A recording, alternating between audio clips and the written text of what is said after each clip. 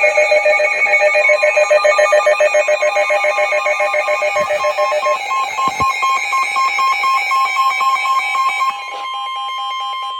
National Weather Service in Milwaukee-Sullivan has issued a severe thunderstorm warning for northeastern Dane County in south-central Wisconsin, northwestern Jefferson County in southeastern Wisconsin, southwestern Dodge County in southeastern Wisconsin, until 4:45 p.m.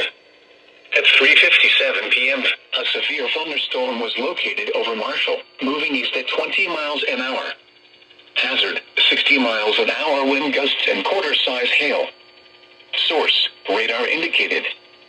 Impact, hail damage to vehicles is expected.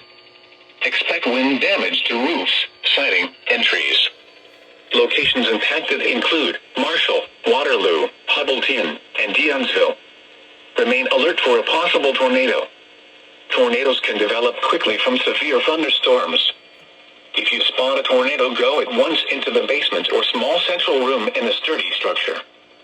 For your protection, move to an interior room on the lowest floor of a building.